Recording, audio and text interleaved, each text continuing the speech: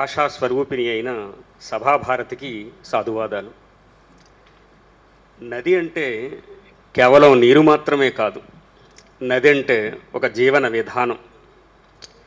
నది అన్నప్పుడు రామన్ మేఘసేసే పురస్కార గ్రహీత రాజేంద్ర సింగ్ మనకు గుర్తొస్తారు.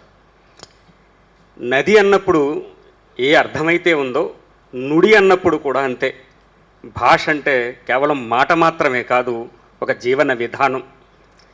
నది నీటి పొరల్లో మానవ వికాస నాగరికత ఎలా నిక్షిప్తమై ఉందో నుడిలో కూడా, ఒక భాషలో కూడా ఒక జీవన విధానం ఉంది. ఇలా ఈ నుడి గురించి ఒక ఉద్యమంగా ఇవాళ ఇక్కడ శ్రీకారం చుట్టారు మాన్య మహోదయులు పవన్ కళ్యాణ్ గారు. మమ్మీలో అమృతత్వమేది, మమ్మీలో అమృతత్వమేది వినరా మాబాబు మాధుర్యమౌ, అమ్మా అన్న పదమ్ములో కలదురా హా అన్నచో విన్నచోన్, చిమ్మన్ చిన్ని మాటకు అమ్మా అనే మాట, చిమ్మన్ చిన్ని మాటకు ఘన శ్రీభాష్యముల్ సాటిరావమ్మో, ఏలకు మునిగిపోయేదురు ఈ అప్రాచ్య దుస్సంస్కృతిని. ఎందుకు మరి ఈ పరిస్థితి వచ్చిందా అనిపిస్తూ ఉంటుంది. ఒక విచిత్రం. అమ్మ అండం కన్నా కాన్వెంట్కి వెళ్ళి వచ్చిన పిల్లాడు మమ్మీ అంటే మురిసిపోయే స్థితి వచ్చింది. అమ్మల గురించి పరిశోధన చేశారుగా ఆయన, వాళ్ళ యొక్క మానసిక స్థితి అది. నీకు ఎంతమంది పిల్లలు అన్నప్పుడు నాకు 2 పిల్లలు అనడం నుడి. నాకు 2 పిల్లలు అండవలో ఉన్నటువంటి కృత్రిమం ఏంటో మీరు గమనించుంటారు. ఇప్పుడు రాబోయే తరం మాట్లాడే భాష ఇదే, నాకు 2 పిల్లలు అని. మనమంతా ఇక్కడ కూర్చున్న వాళ్ళం చాలా వరకు తెలుగు మీడియం చదువుకున్న వాళ్ళం. ఎంతమంది పిల్లలు అన్నప్పుడు నాకు 2 పిల్లలు, నాకు 3 పిల్లలు అంటాం. ఆ 2, 3 అనడం నుడి, నాకు 2 పిల్లలు అనడం ఏంటో మీకు అర్థమవుతుంది. బెర్ట్రాండ్ రస్సెల్, గాంధీజీ, వివేకానందుడు, రాధాకృష్ణన్, రవీంద్రనాథ్ ఠాగూర్ వీళ్ళంతా రాసిన మాట త్రిసూత్ర విద్య. ప్రపంచంలో ఏ శిశువు అయినా తన తల్లి ఒడిలో ఏ భాష అయితే నేర్చుకుంటాడో దానిలోనే అతను ప్రాథమిక విద్యను నేర్చుకోవాలి అని చెప్పని త్రిసూత్ర విద్య అంటామండి. తర్వాత అతను దేశంలో ఏ భాష అయితే ఉందో దాన్ని 2వ భాష కింద నేర్చుకుంటాడు.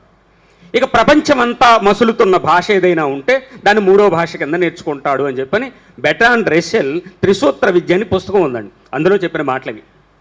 అందుకని ముందు తల్లి నుంచి నేర్చుకున్నాడు, అందువల్ల అదే పాఠశాలకు వెళ్ళి నేర్చుకుంటాడు. ఇప్పుడున్న పెద్ద సమస్య ఏమిటంటే, ఇందాక వారు జయప్రద గారు చెప్పిన మాట, వాడు మాట్లాడడం మానేశాడని. ఇంగ్లీష్ మీడియంలో జరిగేది ఏంటంటే పిల్లాడు ప్రశ్నించడం మానేస్తాడని. ప్రశ్నించాడు ఇంకంతే, క్లాసులో కూర్చుని ఉంటాడు. ప్రశ్నించాలంటే వాక్య నిర్మాణం చేసుకోవాలి. వాక్య నిర్మాణం చేసుకోవడం వాడికి రాదు కాబట్టి కూర్చుని ఉంటాడంటే. అంచేతన మన తెలుగు జాతి ప్రశ్నించడాన్ని నష్టపోతూ కోల్పోతున్న స్థితిలో ఉంది. అంచేతను ఇంకేది ప్రశ్నించడు. ఇంకేం ప్రశ్నిస్తాడు? పొరపాటున నువ్వు విసిరేసిన ఓటురాయి ఎప్పటికీ పోడ్చలేని 5 ఏళ్ల గోయి అన్నాడు వైఆర్ గాంధీ గారు. ఆ బాలు వాడు ఈనాడు బాలు వాళ్ళ ఫాదర్ రాసిన మాట. వాళ్ళు మన ప్రభుత్వాలు అలాగే ఉన్నాయి. ఓ పక్కన తమిళనాడు, ఓ పక్కన కర్ణాటక 5వ తరగతి వరకు తమిళ మీడియంలో చదవాల్సిందే, కన్నడ మీడియంలో చదవాల్సిందే. ఇప్పుడు మనకు ఉన్న మీడియాన్ని తీసేసి ప్రభుత్వ పాఠశాలలు, ప్రైవేటు పాఠశాలలు అన్నిటిలోనూ ఇంగ్లీష్ మీడియం పెట్టేస్తే ఇంట్లో తెలుగు మాట్లాడతాడు, బయటికి వెళ్ళి ఇంగ్లీష్ మాట్లాడాలి. ఇప్పుడు నేను అడుగుతున్నది, కిరాణా కొట్టు దగ్గర, కాయగూరల షాపు దగ్గర, పాలబ్బాయితో, పేపర్ వాడితో, వాడి నిత్య జీవితంలో ఉన్న అన్ని చోట్ల ఇంగ్లీష్ మాట్లాడడానికి అవకాశం ఏది? వాడు తెలుగు మాట్లాడాల్సిందే.